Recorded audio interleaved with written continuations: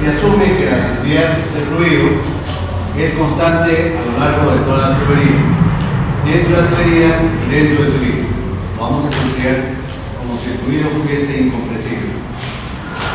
Noten ustedes que estamos utilizando la velocidad media, considerando que el flujo en el sistema de admisión en ningún momento es estacionario, en todo momento es transitorio. Por eso utilizamos la velocidad promedio.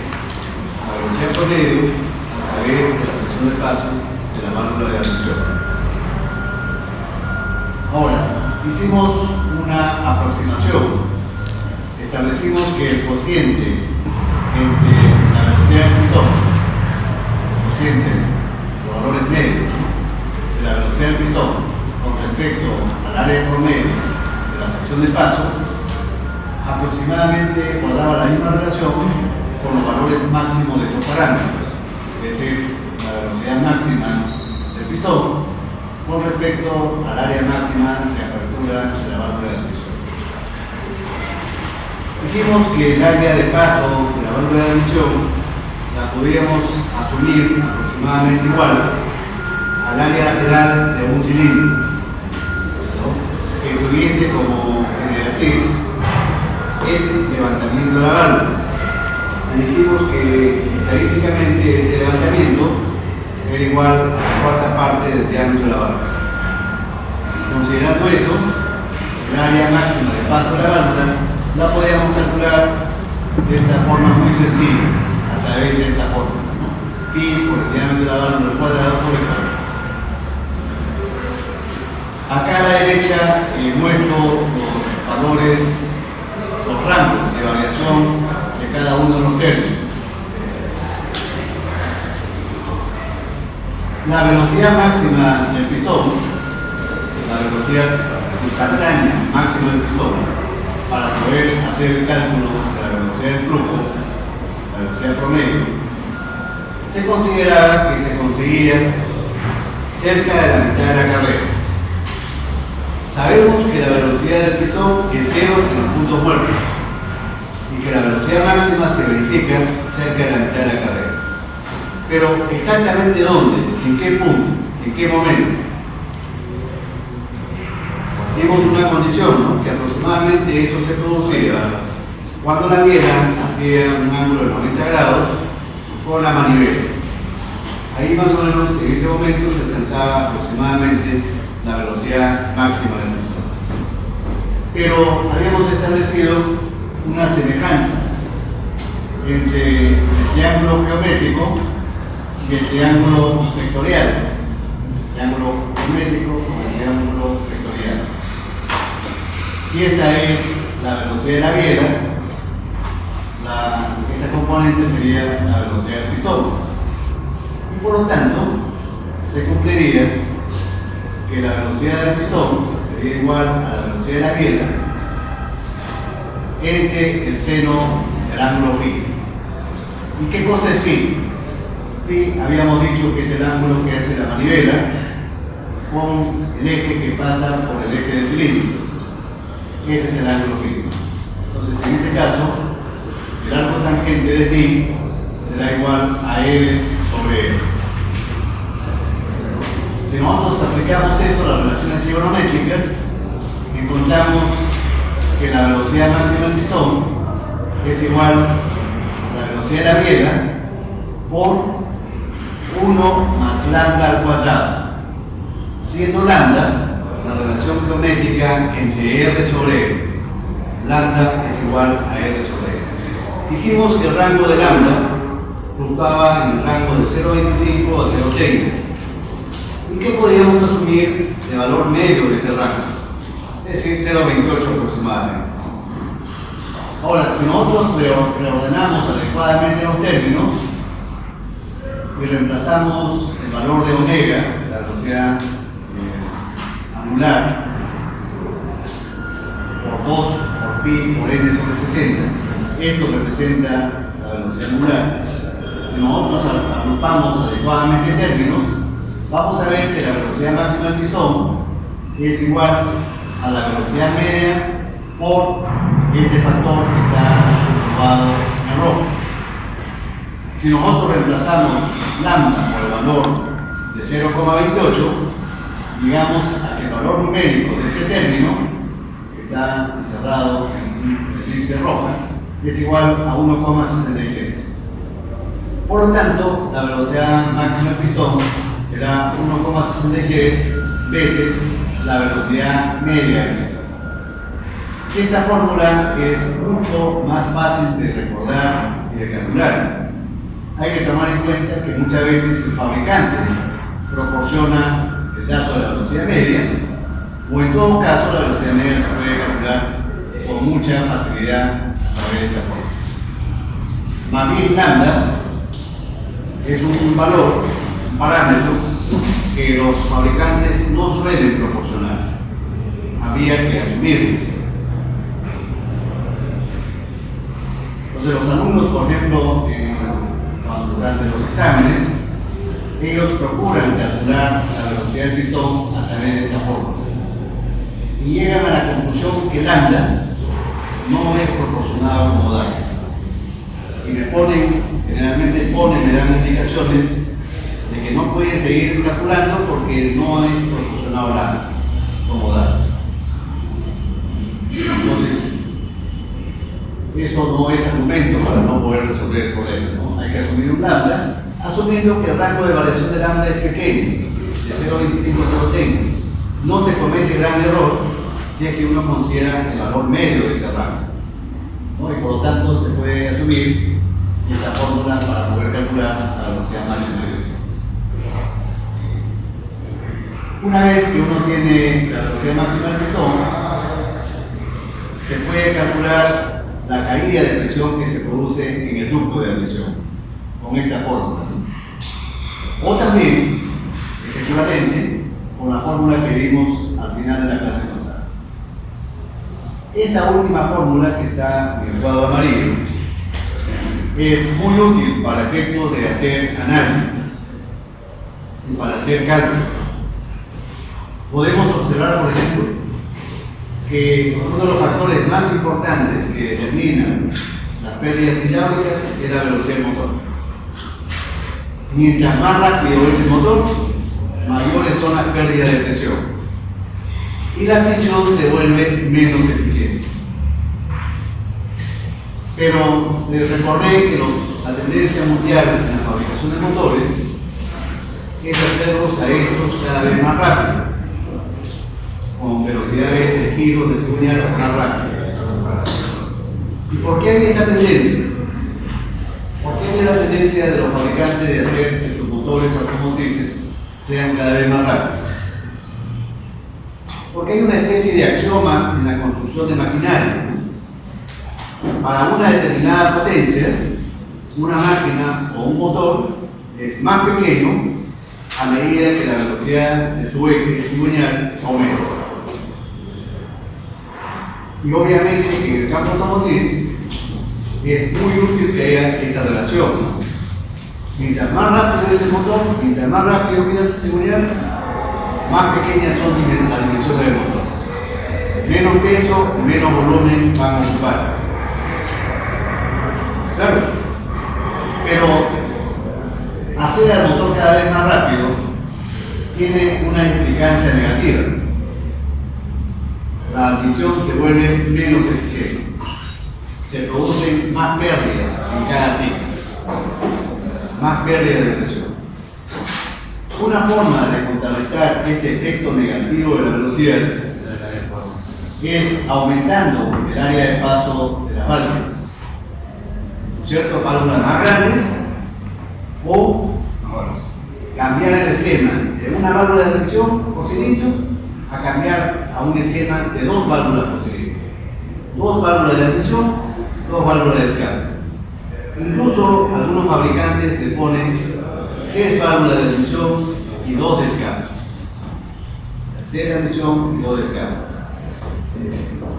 Y entonces, si ustedes tuvieron la curiosidad,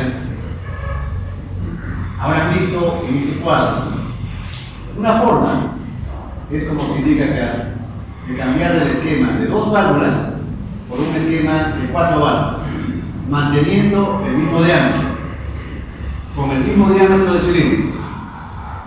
Si yo sumo el área de estas dos válvulas pequeñas de admisión, resulta que la sumatoria, la suma, es mayor que el área de una sola válvula, más grande. Y si le pongo al mismo cilindro 3 válvulas de admisión, resulta que es mayor todavía, un poquito mayor con respecto a cuando yo pongo 2 válvulas de admisión. Como dato referencial, si yo le pongo 2 válvulas de admisión en vez de 1, el área de la sección de paso aumenta más o menos de 20 a 25%, manteniendo el mismo diámetro del cilindro. El área de la sección de paso aumenta de 20 a 25%. Pero podría haber otra posibilidad. Yo mantengo la cilindrada unitaria constante, tal como se indica acá. Y para mantener esto constante tengo dos opciones. O aumento el diámetro y bajo el cilindro simultáneamente, o hago lo contrario. Aumento la carrera y disminuyo el diámetro. Esas dos opciones, obviamente la que me conviene es aumentar el diámetro del cilindro. ¿Para qué? Para poner válvulas más grandes. Yo puedo poner válvulas más grandes si aumento el diámetro del cilindro. Y simultáneamente bajo la carrera. Claro, el bajar la carrera tiene una ventaja adicional. ¿Cuál es la ventaja adicional? Como podemos ver en esta fórmula, si yo bajo la velocidad del pistón, bajan aún más la pérdida de presión. Las pérdidas de presión bajan aún más. Y las pérdidas por fricción, como vamos a ver mucho más adelante, también disminuyen si yo disminuyo la velocidad del pistón. Mejora la presión y baja la fricción. Eso obviamente va a proporcionar más potencia.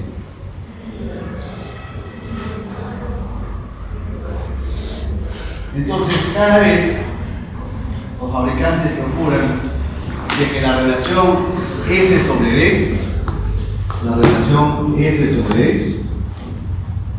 cada vez sea menor.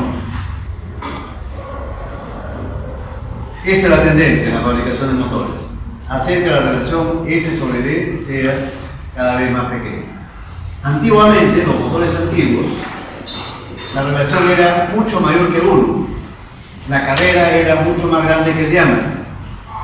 En la actualidad, hay casos donde el diámetro es mayor que la carrera. Cuando ocurre eso, cuando el diámetro es mayor que la carrera, se dice que el motor es super cuadrado. Es un término nomás, ¿no? No nos vamos a imaginar que el cilindro se convierte en un paralelepípedo. No ocurre eso. El cilindro sigue siendo cilindro. Se le llama supercuadrado solamente por el hecho de que el diámetro es mayor que la carrera. Hay motores también donde el diámetro es igual a la carrera. Y a esos motores se le dicen motores cuadrados. Por supuesto, el cilindro sigue siendo cilíndrico. Ahora, la otra opción es aumentar el número de válvulas de admisión y de escape, tal como se ha indicado al inicio de la clase. Esto es muy común en los motores modernos. Y por último tendríamos variar la forma de la cámara de combustión. En vez de ponerle una cámara cilíndrica, se puede poner una cámara semiesférica o una cámara piramidal, triangular como esta. Haciendo esto, con estas dos opciones A o B, eso nos permite poner válvulas más grandes, ¿no es cierto? De admisión y escape. Cuando las válvulas están inclinadas, podemos poner válvulas más grandes. Claro, se complica un poco el mecanismo de accionamiento, pero ganamos en válvulas más grandes que permiten mayor ingreso de aire. Esto también es frecuente. También es frecuente, ¿no? Cámaras de forma semiesférica o cámaras piramidales.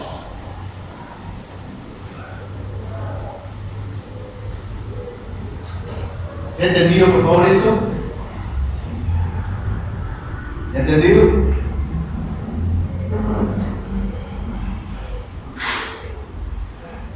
Ahora, también vimos la influencia de otros factores. El segundo factor de importancia, ¿cuál era? La presencia de gases residuales al final del proceso de escape, ¿cierto? ¿Y de qué cosa dependía eso? Es obvio, es evidente que para que ingrese mayor cantidad de mezcla fresca o de aire, es necesario tratar de evacuar la mayor cantidad de gases de escape provenientes de la combustión del ciclo anterior. ¿No es cierto? Es obligatorio tratar de evacuar lo mejor posible al cilindro de los gases residuales. Pero nunca esa evacuación va a ser perfecta. Siempre van a quedar gases residuales de la combustión anterior. ¿Y por qué ocurre eso? ¿Por qué ocurre eso? ¿Por qué siempre quedan gases residuales de la combustión anterior? Porque hay una serie de factores que impiden que se evacúen completamente. ¿Cuál, por ejemplo? Por ejemplo, las pérdidas hidráulicas que se producen en el sistema de escape. Dijimos que en el sistema de escape era conveniente que la tubería sea la más corta posible. También dijimos que era necesario que el diámetro de la tubería sea el más ancho posible, el más amplio posible. El silenciador tenía que ser un silenciador diseñado con criterios técnicos, con estándares técnicos de calidad, no con silenciadores artesanales, ¿no? Rústicos que venden en alguna calle de Lima. O tampoco ponerle un silenciador muy pequeño, no concordante con el tamaño del motor. Eso va a provocar mayores pérdidas. ¿Está bien? Otro factor que impide que la evacuación sea completamente eficiente es que siempre tenemos volumen muerto. Ningún motor se hace con volumen muerto igual a cero. Eso es imposible. Ese motor no podría funcionar. Entonces, todo motor tiene volumen muerto. Si el volumen muerto, teóricamente, hipotéticamente, fuese cero, solamente así lograríamos una evacuación perfecta. Pero repito, eso tecnológicamente no se puede hacer. Entonces, aquí en esta diapositiva vamos a analizar de qué depende esta cantidad de gases residuales que quedan en un cilindro durante un proceso de escape. MR va a representar las kilomoles de gases residuales que quedan atrapados en un cilindro durante un proceso de escape. Vemos, estamos aplicando la ecuación de los gases ideales. Esta cantidad va a depender del peso R, del volumen que ocupa estos gases residuales y de la temperatura. Si nosotros hiciéramos un diagrama PV, presión-volumen,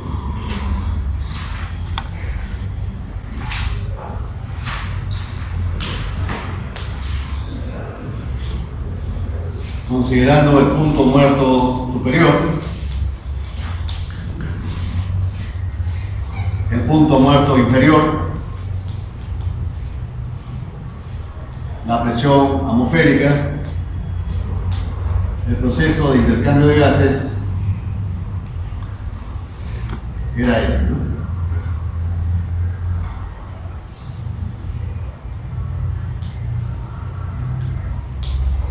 Este era el punto 1, este era el punto 2, el punto 3, el punto 4, el punto A y el punto R. Además, este es el punto B. ¿No?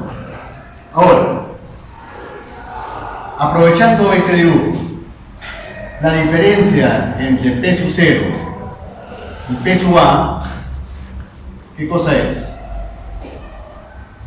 La diferencia entre P sub 0 y P sub A. A eso le hemos llamado precisamente las pérdidas hidráulicas en la admisión. Le hemos llamado delta de PA. ¿No? Delta de PA es igual a P sub 0 menos P sub A. Noten ustedes, observen ustedes, que la admisión no acaba en A. La admisión acaba en el punto 4, donde se cierra la válvula de admisión. En la clase que tuve de 8 a 10, un alumno me preguntó, ¿por qué hacemos los cálculos para el punto A si en el punto A no acaba la admisión?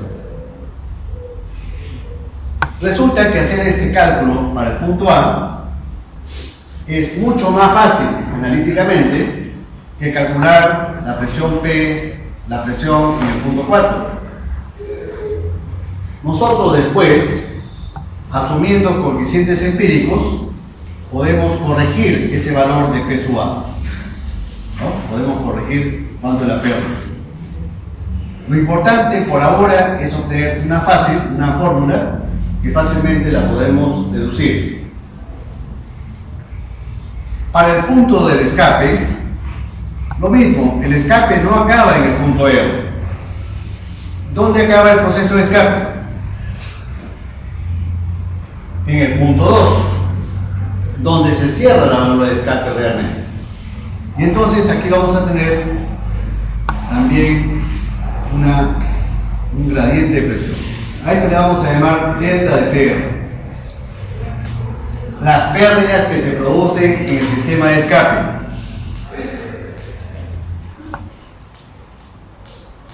P sub R menos P sub 0. Por encima de la presión atmosférica, por supuesto. Punto R siempre se encuentra por encima de la presión atmosférica. Y el punto A siempre se ubica por debajo de la presión atmosférica.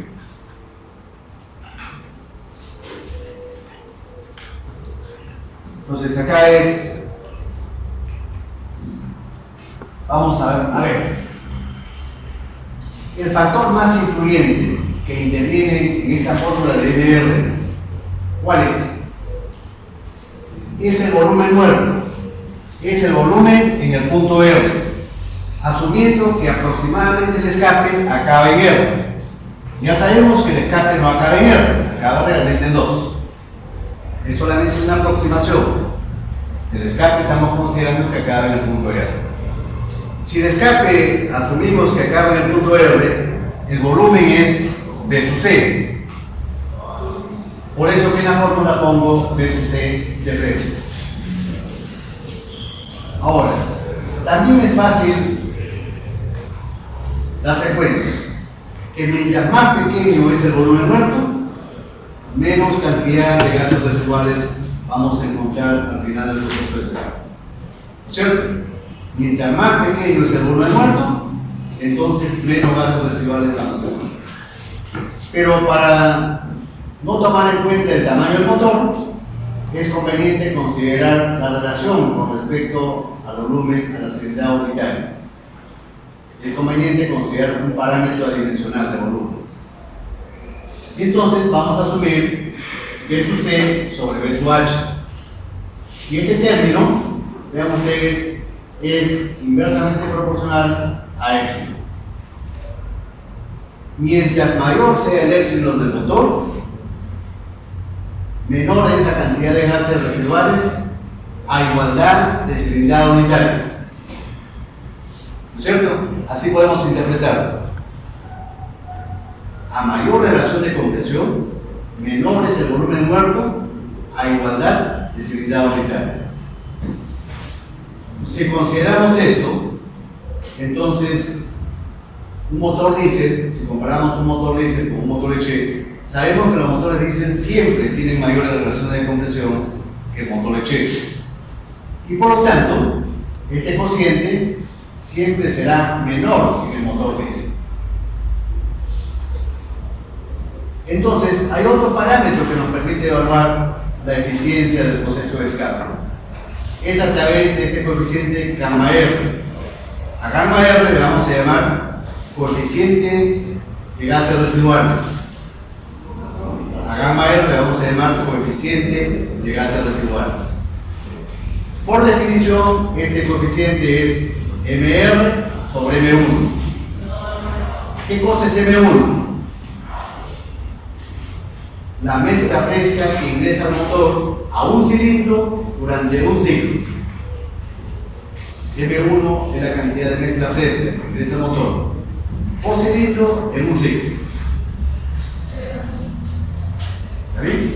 Entonces, si yo comparo dos motores, uno diésel y otro gasolinero, donde sabemos que en el diésel es un motor con mayor relación de compresión, es fácil darnos cuenta que el gamma R va a ser menor en el motor diésel, porque su volumen muerto es más pequeño a igualdad de cilindrada. Y vemos, según los datos que pongo acá en los rangos de variación, que efectivamente en el diésel el rango es menor que en el motor gasolinero. ¿Está claro? Eso es porque su relación de compresión es mayor. Pero no solamente incluye el volumen muerto. El segundo factor de importancia es PSUR, la presión en el punto R. Mientras mayor cantidad de gases queden atrapados en el cilindro después del proceso de escape, obviamente esa mayor cantidad de gases residuales se va a traducir en una mayor presión PSUR. Mayor cantidad de gases, mayor PSUR. Pero este PSUR a su vez depende de las pérdidas que se producen en el escape. ¿No? Y estas pérdidas, ¿de qué dependen? Esas pérdidas en el proceso de escape, su cálculo será semejante a lo que ocurre en la admisión. ¿Será semejante a lo que ocurre en la admisión? Sí, parecido. Por ejemplo, si la válvula de escape las hacemos más grandes, ¿qué va a ocurrir? ¿Mejora o empeora el proceso de escape? Si le ponemos válvulas más grandes, ¿no es cierto que se va a evacuar mejor? Si le ponemos en vez de una válvula de escape, le ponemos dos más pequeñas, ¿no es cierto que aumente el área y eso mejora también el proceso de escape? ¿Qué más? Si nosotros aumentamos la velocidad del motor, ¿qué le va a pasar a estas pérdidas?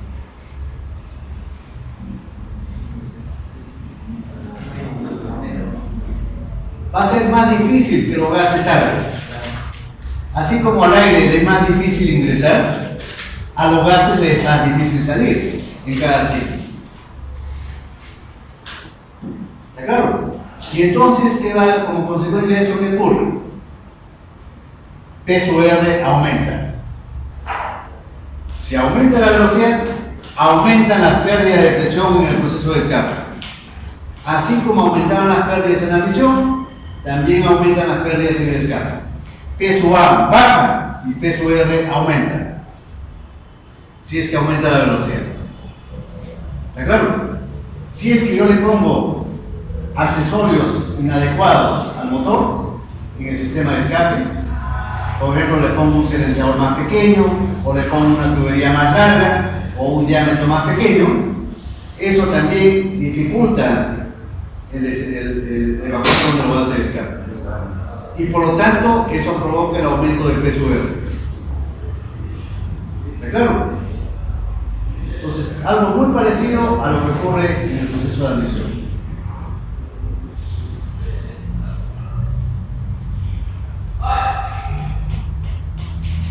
El otro factor que influye mucho menos, en mucho menos proporción, T sub R.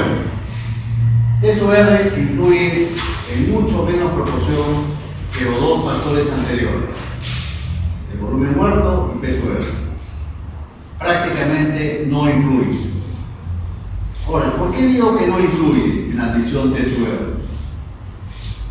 Si acá nosotros vemos que, ¿qué cosa ocurre cuando T sub R aumenta? ¿Qué le pasa a la cantidad de moles de gases residuales que quedan atrapados en el cilindro? Disminuye, ¿no? Y podríamos pensar que como MR disminuye, entonces la admisión mejora. Podríamos pensar equivocadamente eso en primera instancia. ¿Y por qué digo equivocadamente? Porque si T sub R aumenta por algún motivo, ¿qué va a ocurrir cuando entre el aire fresco y se mezcle con los gases residuales dentro del cilindro? ¿No es cierto que el aire fresco se va a calentar más? Y que ese calentamiento se va a traducir en una disminución de la densidad y por lo tanto menos flujo másico de aire. Entonces esos dos efectos se contrarrestan, son contrarios. Si T sub R aumenta, la cantidad de moles de gases residuales disminuye, pero a su vez el aumento de T sub R provoca el aumento de T sub A, provoca que el aire se caliente más. Esos dos efectos se neutralizan mutuamente. Por eso que T sub R es un factor mucho menos influyente que T sub R. Ahora, T sub R ¿de qué dependería? Así en términos generales. Vean ustedes los términos que pongo acá. En primer lugar tenemos la relación aire-combustible. A ver, si la mezcla aire-combustible se empobrece, ¿no es lógico pensar que la temperatura de combustión va a descender? Si yo utilizo mezclas pobres, ¿eso no va a provocar el descenso de la temperatura de combustión? Y si la temperatura de combustión disminuye, ¿los gases de escape también van a disminuir su temperatura? Es lógico, ¿no? Eso ocurre, por ejemplo, en los motores diésel cuando yo bajo la carga.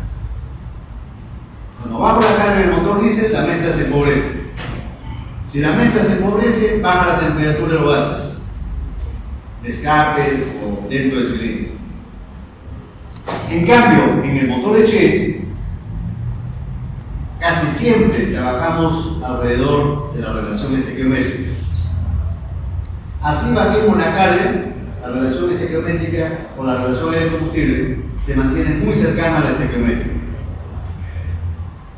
Nunca nos alejamos mucho de la relación estequiométrica. Y por lo tanto la temperatura de combustión tampoco no va a cambiar mucho. No depende mucho de la carga. No es como en el motor diésel. En el motor diésel sí. Si yo bajo la carga, automáticamente baja la temperatura de combustión y la temperatura de escape. En el motor Echec no. Por eso que la temperatura de escape en el motor Echec es más alta que la temperatura de escape del motor diésel. Y eso lo vimos cuando vimos sobre alimentación, ¿no?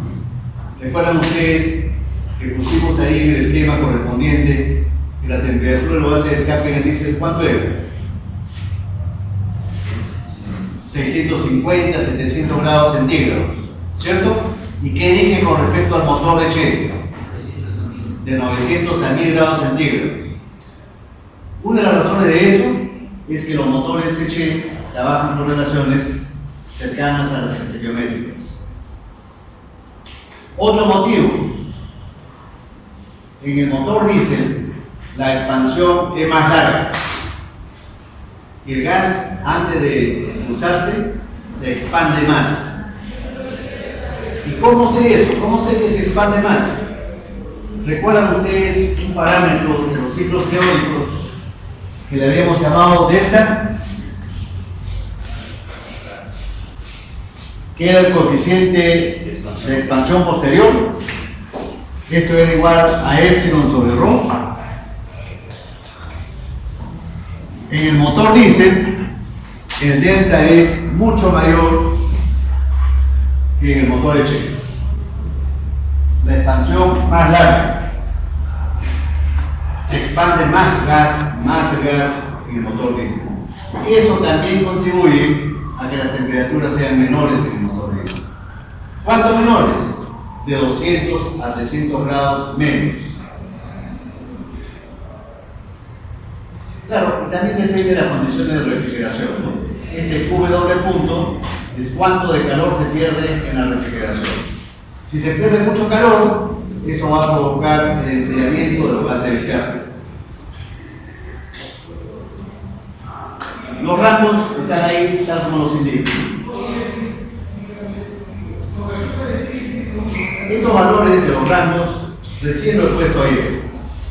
Entonces, yo entre hoy y mañana les envío esta diapositiva actualizada, porque ya les he enviado la primera versión, pero esta recién lo he actualizado hoy.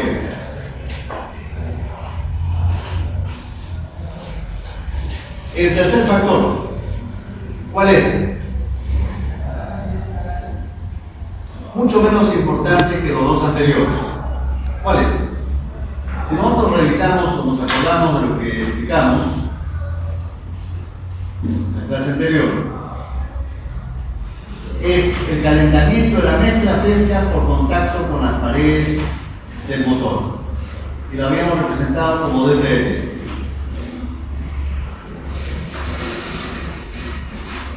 ¿Por qué se produce ese calentamiento? ¿Por qué se produce el calentamiento?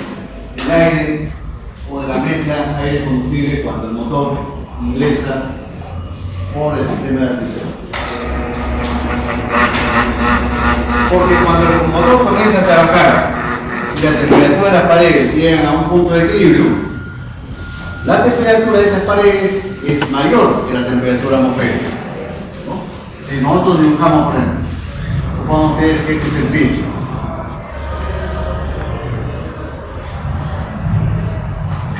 Filtro de aire. Este es el filtro, papel filtrado.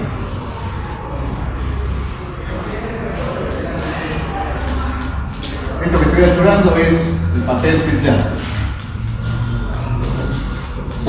Supongan ustedes que esta es la tubería. Voy a obviar el carburador. Es el fondo, la válvula de admisión. Estoy obviando la válvula de escape. El cilindro. Entonces, cuando el motor comienza a trabajar y se alcanza la temperatura de equilibrio del motor, estas adquieren una temperatura T sub P, temperatura de las paredes. Mientras que la temperatura del medio ambiente y del aire que está ingresando es T sub 0. Obviamente que T sub P es mayor que T sub 0 en la mayoría de casos. T sub P mayor que T sub 0. Dado este gradiente de temperaturas entre el aire que está circulando por dentro del tubo, ¿no?, y la temperatura de las paredes, ¿qué va a ocurrir? Un flujo de calor. Las paredes van a comenzar a calentar al aire a medida que ingresa. Estas flechas rojas es del calor que las paredes transfieren al aire, calor. Y como consecuencia de esta transferencia de calor, se establece un gradiente de temperaturas. Las temperaturas se van a incrementar a lo largo del tubo. ¿Cuánto? Hasta el punto de ingreso. ¿En cuánto se incrementa? Precisamente en delta de T. El aire se va calentando, o la mezcla se va calentando. Y ahí en el ecran, claro, no he bajado el ecran todavía, en la pared, se ven los rangos, ¿no? ¿Cuánto cambia la temperatura? ¿Cuánto aumenta? Ese delta de T, ¿de qué depende? ¿Función de qué cosa es?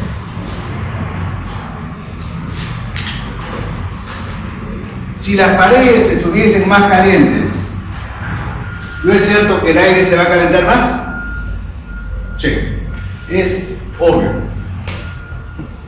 Entonces, depende de T sub P menos T sub C. Mientras más grande sea este gradiente, el delta de T va a ser mayor. ¿Qué más? Va a ser función del H convectivo, H de convección, acá en las paredes internas, ¿no es cierto? Acá se establece un valor de H. ¿Y ese valor de H de qué depende? Del Reynolds. También de la temperatura, pero principalmente del Reynolds. ¿Saben cuál es el número de Reynolds, no es cierto? Si la velocidad del flujo aumenta, el Reynolds aumenta. Y si el Reynolds aumenta, H debe aumentar. Entonces, uno podría pensar que cuando aumenta la velocidad, el delta de T debe aumentar. Pero ocurre todo lo contrario. Cuando la velocidad del motor aumenta, delta de T disminuye. ¿Por qué? Porque hay otro factor, que es el tiempo de contacto. ¿Contacto de qué? Contacto del aire que pasa por el tubo con las paredes.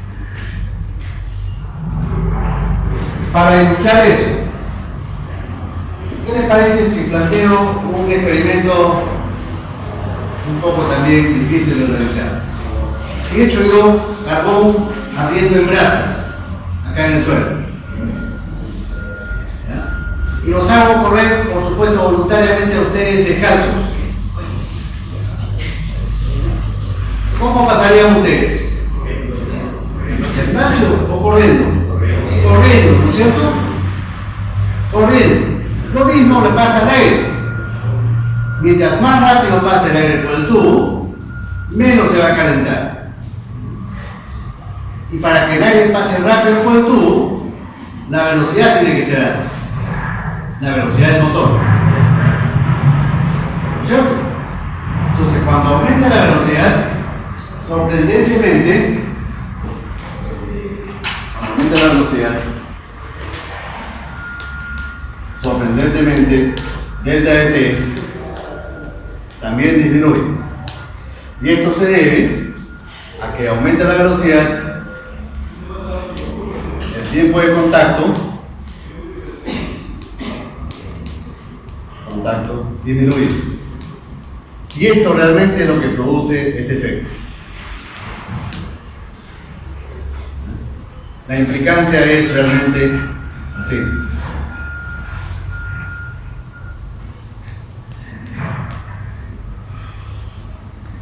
La implicancia es así.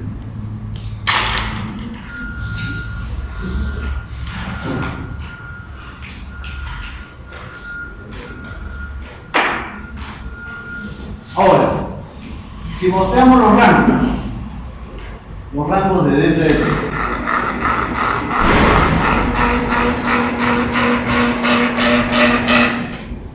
se observa que el delta de T en los motores diésel es mayor el rango que en los motores de gasolina.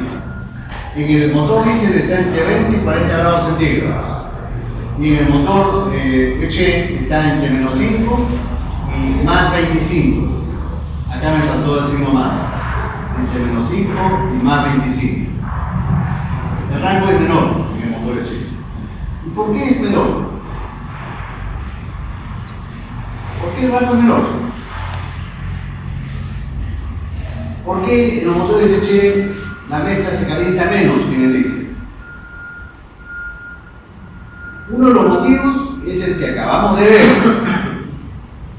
Los motores HE son generalmente más rápidos que los motores diésel.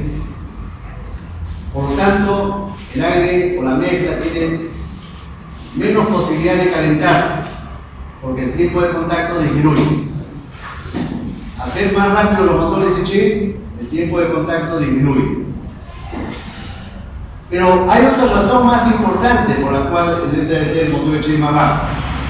¿Cuál es? Si ustedes ven la fórmula de acá que está de color celeste, yo considero un otro término para el delta de T, adicional, con signo menos. ¿Cuál es? La vaporización de la gasolina. ¿No es cierto? La vaporización de la gasolina transcurre en el ducto de admisión, parte de la vaporización. Pero todo proceso de vaporización absorbe calor. ¿De dónde lo absorbe? Del aire y de las paredes.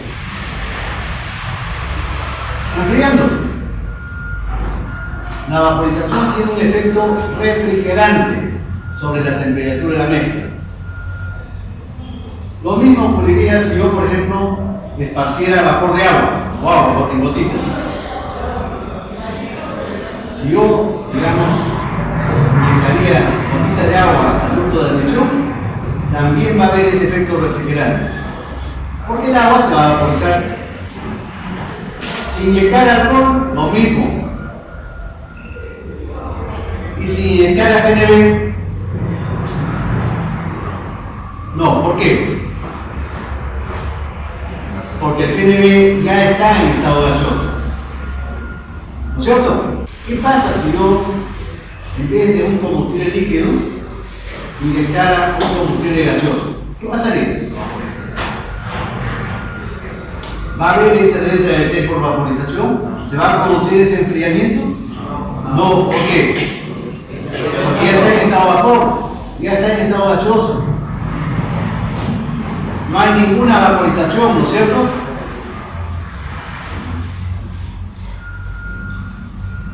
Pero hay otra circunstancia interesante cuando el delta de T fuese negativo. Hay casos donde el delta de T es negativo. Pocos, pero hay casos. ¿Cuál, por ejemplo? Imaginen ustedes un motor diésel sobrealimentado, pero sin intercooler. Sin intercooler. ¿Cómo sale el aire del compresor? Caliente, ¿no es cierto? Y no lo estamos enfriando, porque no hay intercooler. Ahora, ¿a qué temperatura sale el aire en un motor sin intercooler? 100, 120 grados centígrados. ¿Creen ustedes que las paredes estén más calientes que esa temperatura? ¿Creen que el ducto de admisión de un motor, por más que sea sobrealimentado, esté a una mayor temperatura que 100 grados? No. Yo lo puedo coger y no me voy a quemar. Cojo el ducto de admisión de un motor sobrealimentado y no me voy a quemar la mano. Significa que la temperatura es menos de 100 grados centígrados. ¿Y qué va a pasar ahí entonces? En vez de que las paredes calienten el aire, ahora en este caso particular, las paredes van a enfriar al aire. ¿Cierto o no? Y por lo tanto el delta de T, en ese caso particular, sería negativo. Podría ser negativo.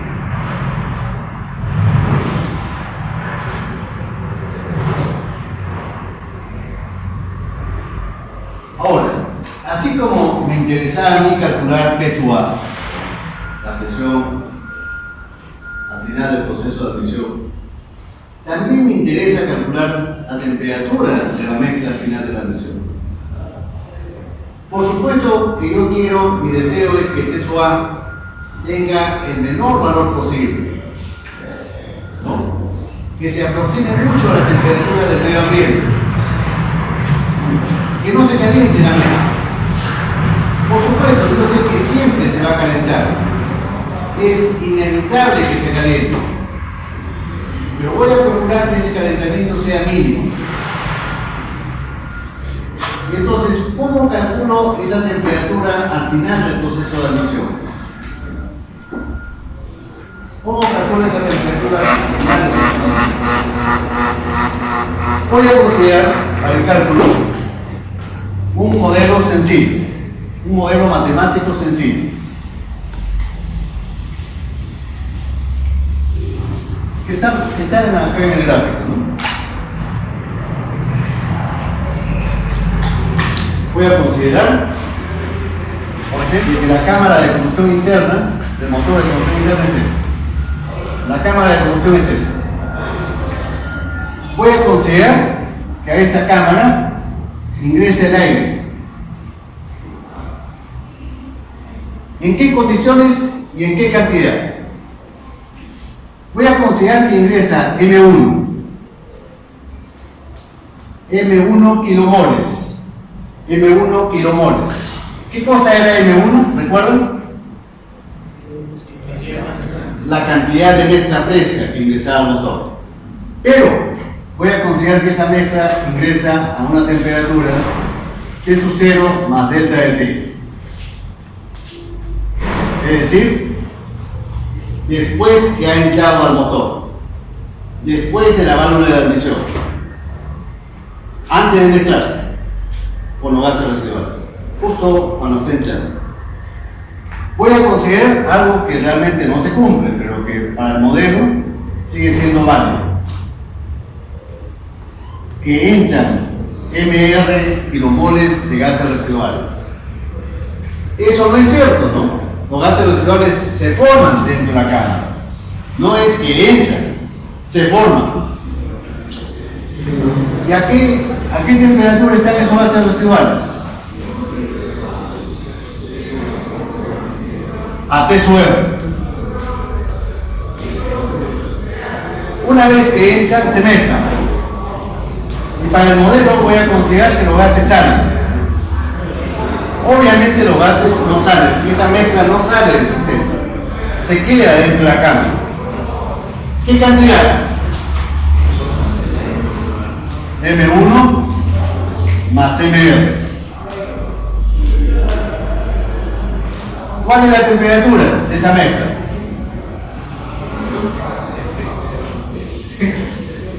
¿Cuál es la temperatura de la mezcla? Final. Precisamente lo que queremos hallar. T sub A. Esa es la temperatura de la mezcla. Vamos a considerar que esa mezcla es adiabática.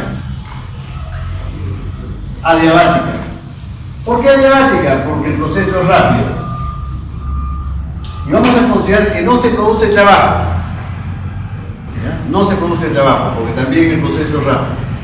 Y entonces, podemos considerar que la entalpía de los fluidos que ingresan es igual a la entalpía de los productos de los gases que salen o que quedan después de la mezcla. Estoy considerando condiciones adiabáticas de mezclado, es decir, con calor y trabajo iguales a cero. Estas son las condiciones que estoy asumiendo. Y entonces, la entalpía de los fluidos que ingresan sería M1 por el calor específico molar C sub P 0 por T sub 0 más delta de T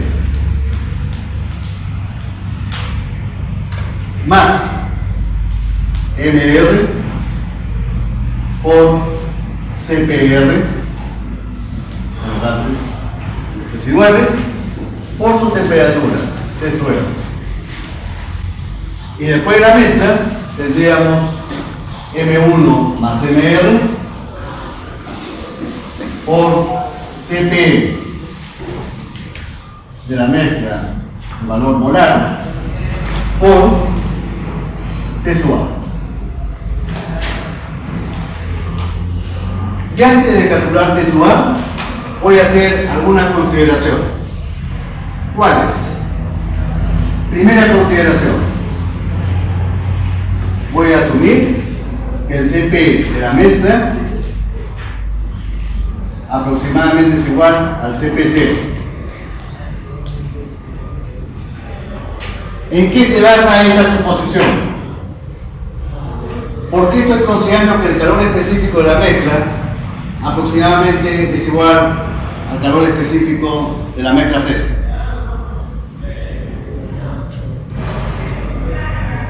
Esta asunción o esta consideración es porque M1 es mucho mayor que MR. es cierto? Es mucho mayor. El calor específico de la mezcla va a quedar influenciada mayormente por el calor específico de la mezcla fresca. Como los gases residuales representan una pequeña fracción, entonces su influencia sobre el valor promedio es pequeña.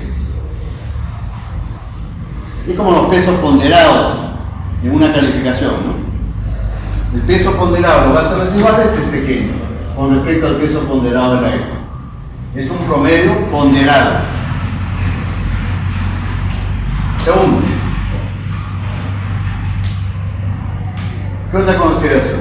Voy a utilizar la definición del coeficiente de gases residuales.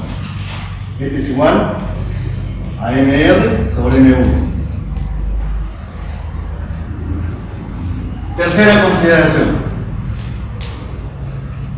Voy a considerar un factor, un coeficiente. Phi sub R.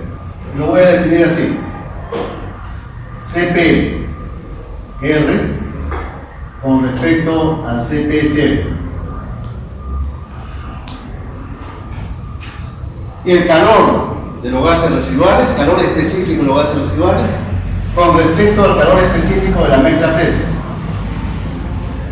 La pregunta, ¿ese coeficiente es mayor o menor que 1?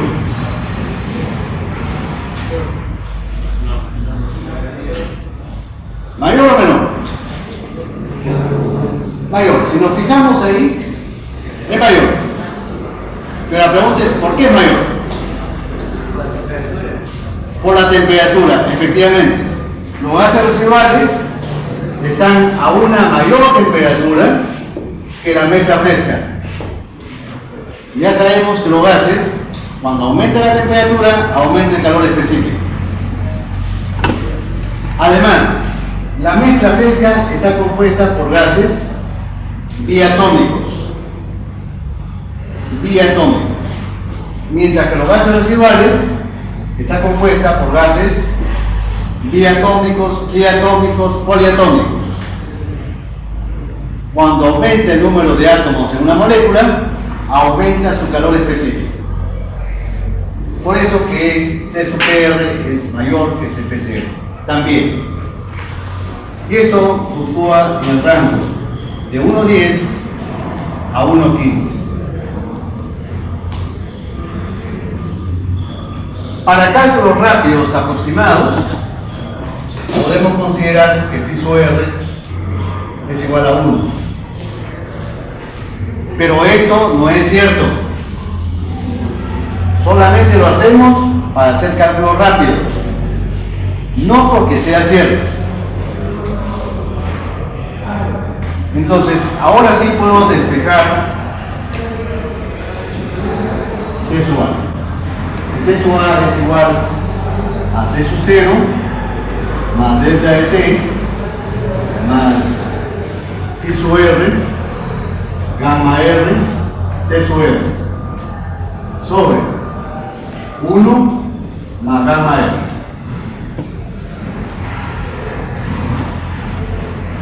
A este término muchas veces se lo asume 1. Si el motor fuese sobrealimentado, acá sería T sub K.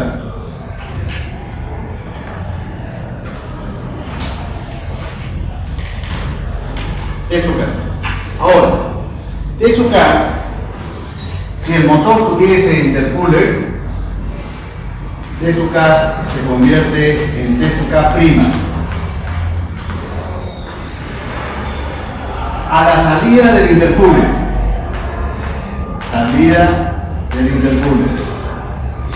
Para el cálculo se considera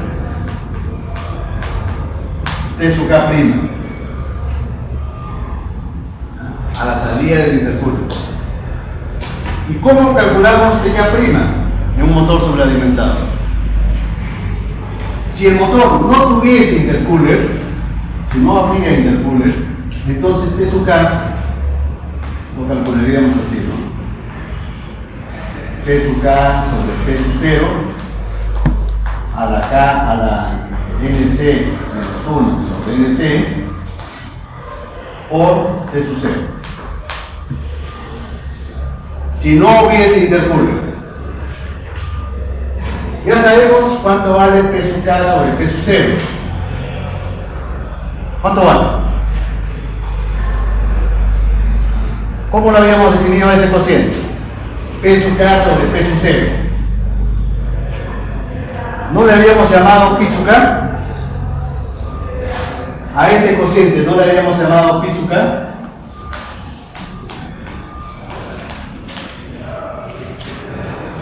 ¿No es cierto? Ahora, noten ustedes que no estoy utilizando el K del motor. No estoy utilizando el K del motor como exponente. Estoy utilizando el exponente politrópico del compresor. El valor real. ¿Cuánto es ese valor real? Viene a ser entre 1.45 y 1 hora. Muy diferente al valor de K del motor. Si el motor tuviese intercooler, entonces el resto, el delta es del intercooler.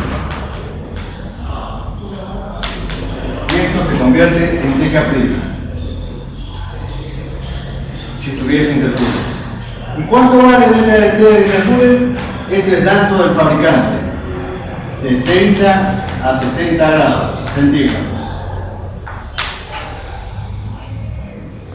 Dato del fabricante.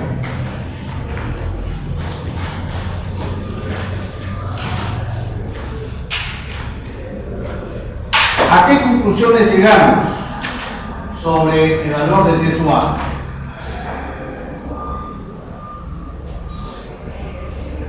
Por ejemplo, si hubiese el calentamiento del aire por cualquier motivo, sabemos que siempre se va a calentar. El aire siempre se va a calentar cuando pasa por el ducto de admisión. De todas maneras, con respecto a la temperatura ambiental, siempre se va a calentar. Pero queremos que este calentamiento sea el menor posible. Por eso ya mencioné eso de que los colectores de admisión y escape se encontraban en lados opuestos del motor, del monobloc del motor. Y si eso no era posible, se le ponían deflectores de calor, láminas en forma de espejos, ¿no?, para reflejar el calor. El único caso donde se justificaba cierto calentamiento es cuando utilizamos etanol, por ejemplo, o en los motores de aviación. Son los únicos casos cuando el motor utiliza etanol o cuando el motor es un motor de aviación, para efecto de que la gasolina se vaporice con mayor eficiencia. En todos los demás casos debemos evitar cualquier calentamiento del aire. Ahora, gamma R, si nosotros consideramos el tercer sumando,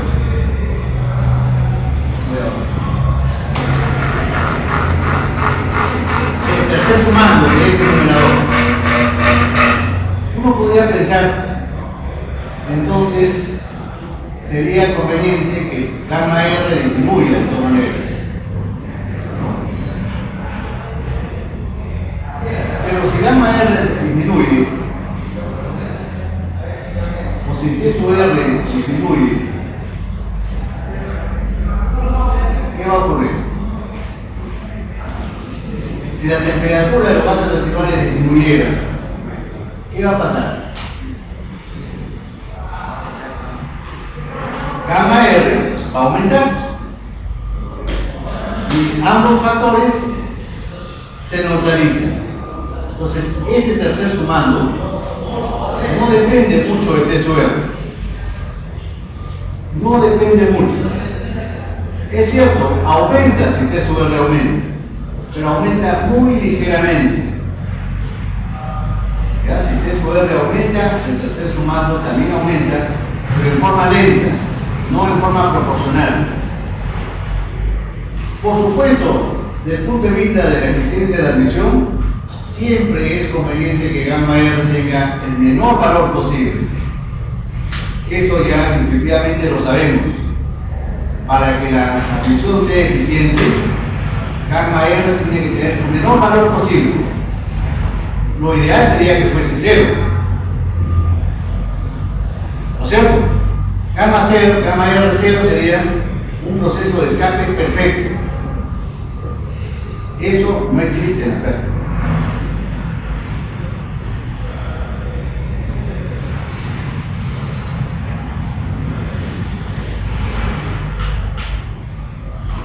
¿Está claro? ¿Se entendió, por favor?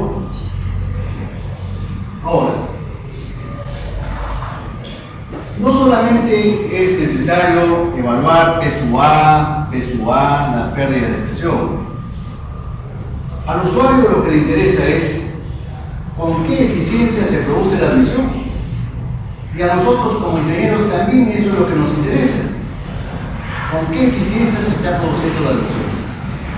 Para eso se ha definido un parámetro que recibe el nombre de eficiencia volumétrica, eta B. Bueno, los alumnos le llaman N, pero no es N. Es la letra griega eta B. Eta B es un cociente. Ya nos imaginamos cómo se establece ese cociente. Lo que está en el numerador es la cantidad real de aire que ingresa al motor o de mezcla que ingresa al motor, aire más vapor de combustible. Y el denominador es la cantidad ideal que podría ingresar bajo ciertas condiciones al motor. Entonces, este coeficiente es el que se ha definido para evaluar la eficiencia de la admisión de aire o de mezcla fresca en el caso de los motores HE. Es un cociente. En el numerador va la cantidad de mezcla, cantidad másica, gravimétrica de mezcla, real. Flujo másico gravimétrico. Ahí hay redundancia, ¿no? Másico y gravimétrico lo mismo. Real. Con respecto a la cantidad teórica correspondiente. Ideal. Esta cantidad teórica, ¿cuánto es? ¿Bajo qué condiciones la evaluamos?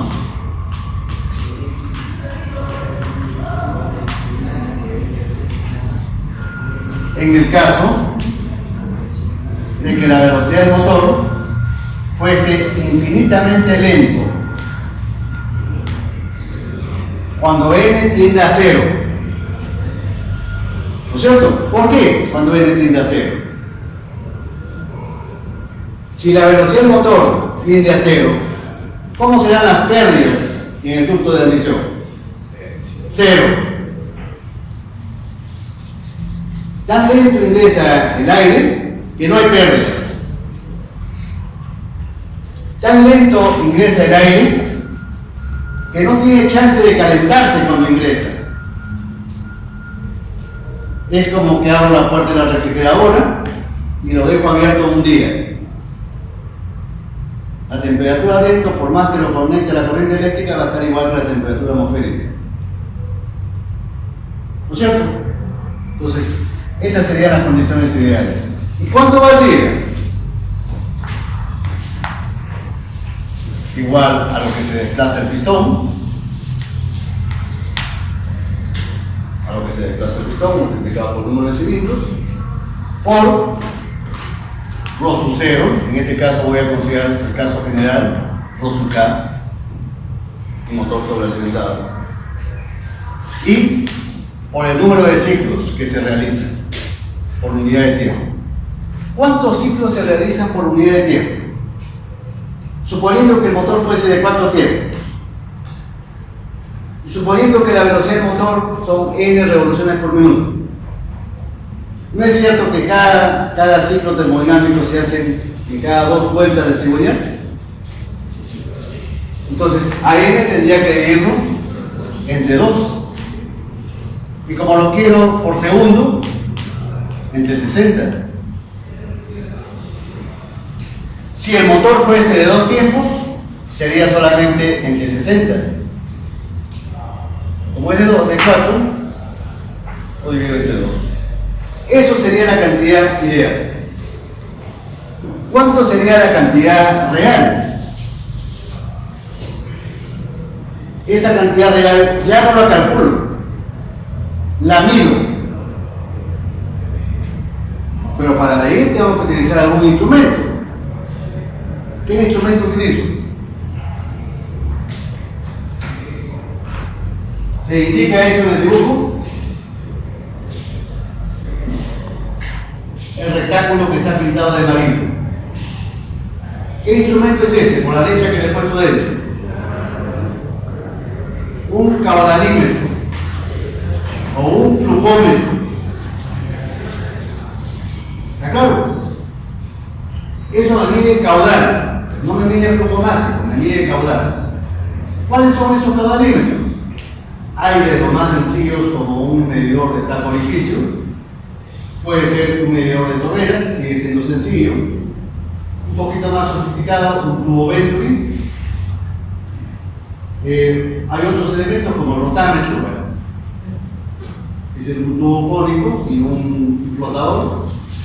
Mientras mayor sea el flujo, más se eleva. Un anemómetro de turbina, es una turbinita, una hélice que está conectada a un pequeño generador eléctrico. Mientras más rápido gire la turbina, más corriente y más voltaje se va a generar. Y también puede ser un anemómetro de hilo caliente. Acá es una resistencia de nicrón que con un puente puesto permite calcular el flujo volumétrico de aire que pasa por este tubo. En algún momento voy a explicar con más detalle esto, pero ustedes pueden ya buscar en internet qué cosa es un anemómetro de hilo caliente. Es muy interesante y podría hacerse un pequeño proyecto, ¿no? Ahora que la acreditación exige que los estudiantes tengan proyectos de investigación, podrían ustedes organizar un pequeño grupo para los motores que tenemos acá en el laboratorio, ponerles medidores de anemómetros de hilo caliente con piezas descartables, ¿no? Con piezas de segunda mano, de motores de segunda mano.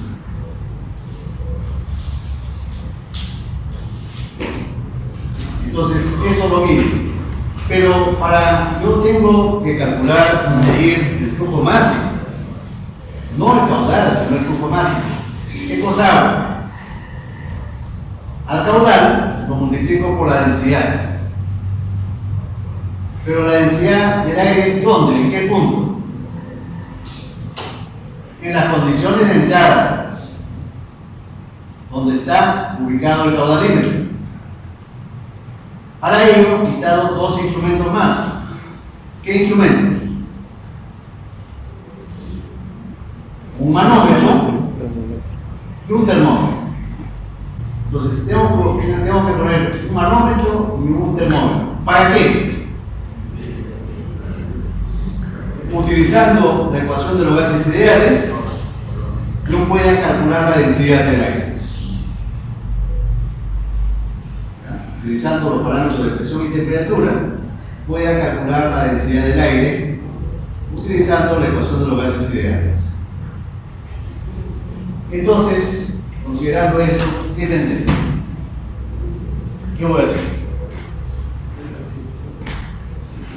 Esto será caudal Q por ρ sub K sobre B sub H por ρ sub K por N sobre 120. ¿Qué tal si lo pongo así? Q sobre I y abajo P sub H sobre I. Y este N sobre 120 lo paso acá.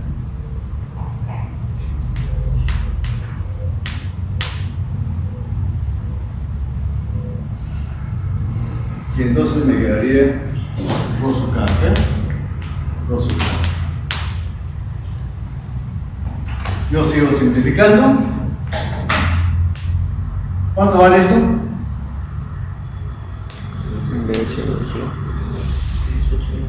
La cilindrada unitaria, B sub H minúscula. Y entonces me queda este término de acá. ¿Cómo se puede interpretar ese término? ¿Qué cosa es? A ver, voy a intentar definirlo con palabras. Sería el volumen que ingresa a un cilindro durante un ciclo. Ese volumen medido a las condiciones de ingreso, donde se ubica el caudalímetro. Ese volumen medido a las condiciones de ingreso. ¿Es correcta esa definición? El volumen que ingresa por cilindro en un ciclo a las condiciones de admisión. Así se define ese término que he englobado hoy. Y a ese volumen le voy a llamar B sub K. B sub K. Entonces quedaría esto igual a B sub K sobre B sub H. Una relación, un coeficiente que partía como una relación entre flujos másicos, se convierte en una relación de volúmenes. Por eso que se le llama eficiencia volumétrica.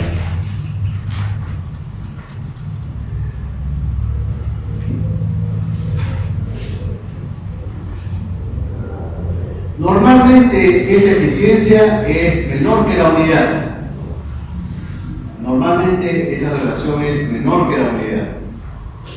Solamente en casos especiales de motores modernos, donde en algunos regímenes, debido a factores inerciales y ondulatorios, ese factor puede ser mayor que 1. En algunos motores y en algunos regímenes de esos motores. Es decir, excepcionalmente va a ser mayor que 1. Excepcionalmente. En la mayoría de casos, en el 99% de casos, es menor que 1. En los motores que tenemos en el laboratorio, por supuesto que es menor que 1.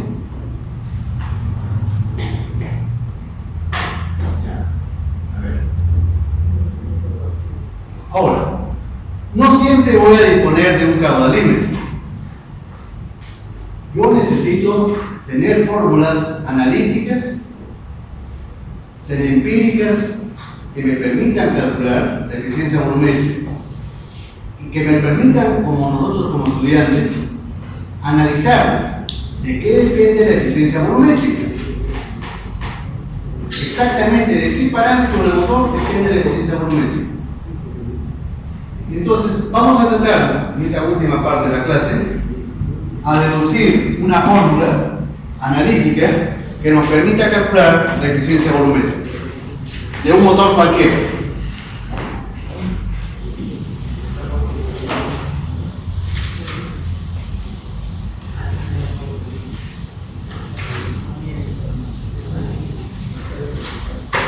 Nuevamente, voy a considerar un diagrama PV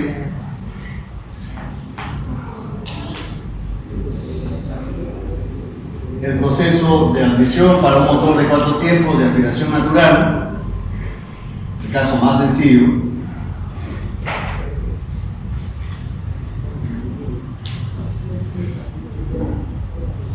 Así es el ciclo, ¿no? El proceso de intercambio de gases. Este es el punto A, el punto B, el punto R, y el punto le voy a cambiar el número, voy a poner punto 1. En los anteriores gráficos era el punto 4, le voy a cambiar, punto 1. Y entonces voy a establecer la ecuación de estado de gas ideal para el punto A, para el estado A. ¿Cómo será la ecuación de estado en el punto A? sería P sub A por B sub A igual a la cantidad de kilomoles en el punto A. Cantidad de kilomoles en el punto A. ¿Cuántas kilomoles hay en el punto A? M1A más M2 por la constante universal por T sub A. Ahí todos los términos son conocidos menos uno. ¿Cuál es? M1A. ¿Qué cosa es M1A?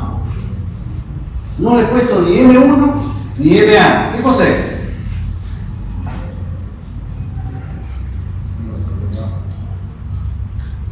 Las kilomoles de mezcla fresca que ingresaron al cilindro hasta el punto A. Ya sabemos que el proceso de admisión no acaba en A, acaba en 1. Entonces ahí estoy considerando cuánto de mezcla ingresado, cuánto de mezcla fresca ingresado, solamente hasta el punto A. Por eso a eso le llamo M1A, no es M1. Ahora, establezco la ecuación de estado para el tubo de admisión, para lo que ingresa en el caudalino. Entonces, eso será igual a P sub K por B sub K. Ya sabemos qué cosa es B sub K. Lo acabo de definir, ¿no es cierto? Y esto es igual a ¿cuánto? A las kilomoles que ingresan al motor en un ciclo y en un cilindro. ¿Cuánto vale eso?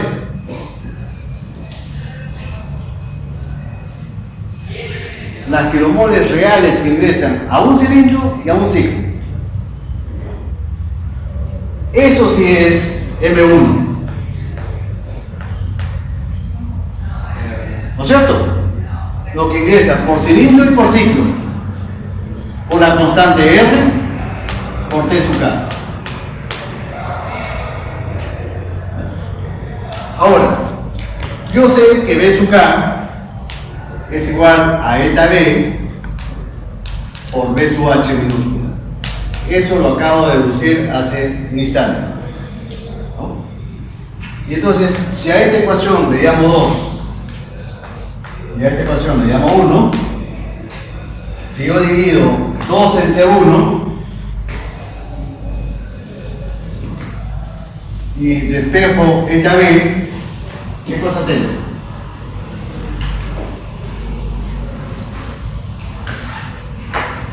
Tendría que eta B sería igual a P sub A sobre P sub K. Tendría B sub A sobre B sub H. Tendría T sub K sobre T sub A. Y tendría M1 entre M1A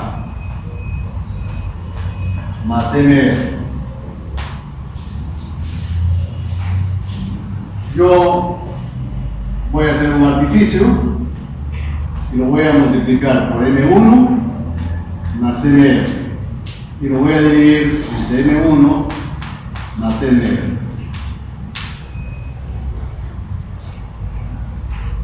Este M1 lo voy a pasar acá.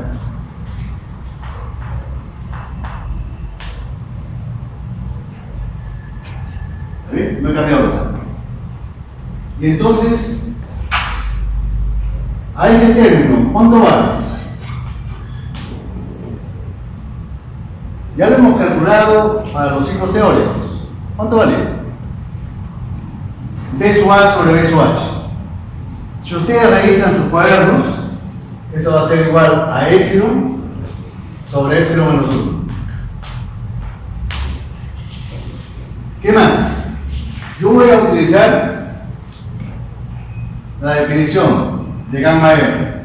gamma R es igual a MR sobre M1.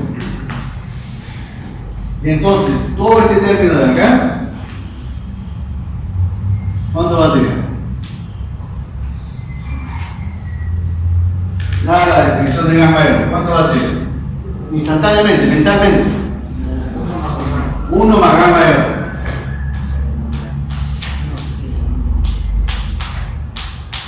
Y voy a utilizar una definición. Ya ustedes se imaginan cuál. Phi sub 1 igual a M1 más NR sobre M1A más MR. Y voy a llamar coeficiente de recarga.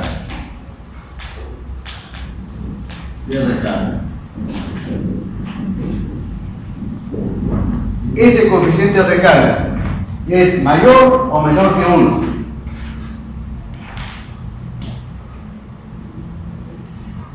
Dada su definición, dada ese cociente. ¿Mayor o menor? Mayor, efectivamente, mayor. Porque M1 es mayor que M1A.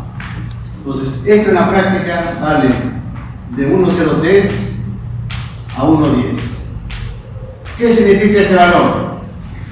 Que durante la admisión puede ingresar de 3 a 10% más de mezcla. Con respecto a lo que ingresó en el punto A, ese coeficiente me estaría indicando que en la recarga, el proceso de recarga es de A a 1, ¿no? A este proceso se le llama recarga. Lo que ocurre de A a 1 es la recarga, acá, se llama recarga. En la recarga puede ingresar de 3 a 10% más de lo que había ingresado en el punto muerto inferior. ¿De acuerdo? Y entonces, finalmente,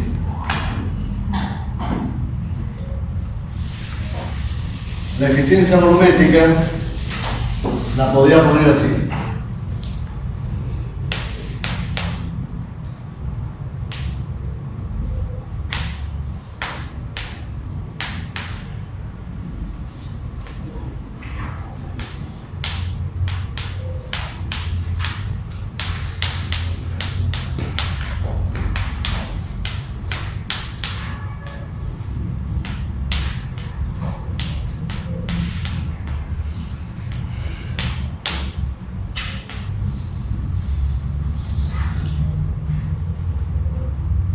Ahora, yo sé que T sub A es igual a T sub K más delta de T más gamma Phi sub R por gamma R por T sub R sobre 1 más gamma R. Esto de acá lo puedo reemplazar por esto de acá. ¿Cierto? Puedo haberlo reemplazado. Y me va a quedar una fórmula, no la he indicado acá, pero la indico de forma indirecta en la segunda fórmula. De forma indirecta en la segunda fórmula. Y puedo sacar algunas conclusiones preliminares, válidas para cualquier motor. Puedo sacar conclusiones preliminares válidas para cualquier motor. ¿Cuáles son estas? Dijimos que el factor más importante eran las pérdidas hidráulicas. Si las pérdidas hidráulicas se minimizan, que ese es nuestro objetivo, entonces eso va a provocar la maximización de P sub A. P sub A se va a maximizar. Y eso va a hacer que la eficiencia volumétrica se incremente. Eso siempre es lo deseable, es siempre lo que vamos a procurar hacer, disminuir las pérdidas hidráulicas en la admisión. ¿De acuerdo? No ponerle tubos angostos, no alargar la tubería, no ponerle muchos codos, pulir la superficie interna, ponerle un buen filtro de aire. Hay que tomar en cuenta que en nuestro medio el filtro de aire se ensucia muy rápido. Lima es una ciudad sumamente, toda la costa peruana, sumamente polvorienta. Entonces los filtros rápidamente se saturan. ¿Qué más? Vamos a procurar que el delta de T sea el mínimo posible. El mínimo posible. Que el aire fresco que ingresa no se caliente en su camino hasta cuando ingresa el motor. Por supuesto, eso ya viene de fábrica, poco vamos a poder hacer para que no se caliente. Siempre se procura que el delta de T sea el mínimo posible. ¿Qué más? Vamos a procurar que la evacuación de gases, ¿no? La eliminación de gases de escape, sea lo más eficiente posible. ¿Para qué? ¿Con qué objetivo? Para que gamma R disminuya. Si nosotros le compramos un silenciador de Tacora o un silenciador barato, entonces obviamente eso va a aumentar las pérdidas hidráulicas en el escape. Y si aumenta las pérdidas hidráulicas en el escape, gamma R aumenta. Si gamma R aumenta, la eficiencia volumétrica baja. ¿Está claro?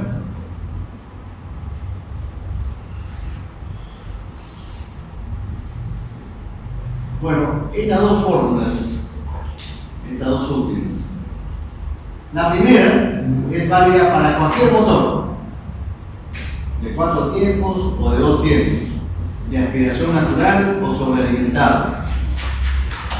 Por supuesto, necesitamos saber todos los parámetros empíricos, ¿no?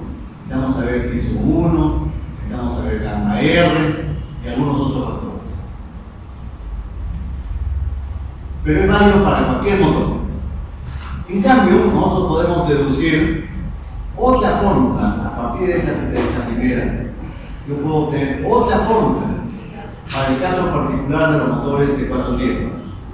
Esta última fórmula es para un motor de 4 tiempos. ¿Cómo se obtiene? A partir de la definición de gamma R. Yo defino gamma R, el gamma R lo reemplazo acá arriba. Reemplazando acá arriba, obtengo esta otra fórmula de la eficiencia volumétrica. Los les pido como tarea para ustedes, tarea obligatoria, no es opcional, obligatoria. Tratar de demostrar esta última fórmula. En esta última fórmula hay una resta que está dentro del corchete. Si nosotros analizamos bien, el primer término, el minuendo, ¿no? El minuendo, representa los parámetros de admisión. Si nosotros observamos los términos del minuendo, están los parámetros de admisión, P sub A, P sub K y sub 1. Mientras que en el subtraendo son parámetros del proceso de escape. Ahora, en orden de magnitud, P sub A sobre P sub K es del mismo orden de magnitud que P sub R sobre P sub K. Decir que es del mismo orden de magnitud no es lo mismo que decir que son iguales, sino que no es más de 10, ¿no? No hay la diferencia, la relación no es más de 10. Lo mismo, el orden de magnitud de FISU 1 es del mismo orden de magnitud que FISU S por FISU R. Son valores parecidos. ¿Qué significa eso? Como el minuendo está multiplicado por épsilon y el subtraendo no, ¿qué cosa me estaría indicando? Que el minuendo es épsilon veces mayor que el subtraendo. ¿Cierto? El minuendo sería épsilon veces mayor que el subtraendo. O dicho en otras palabras, lo que ocurre en la admisión es epsilon veces más importante que lo que ocurre en el escape. ¿Se podría interpretar así?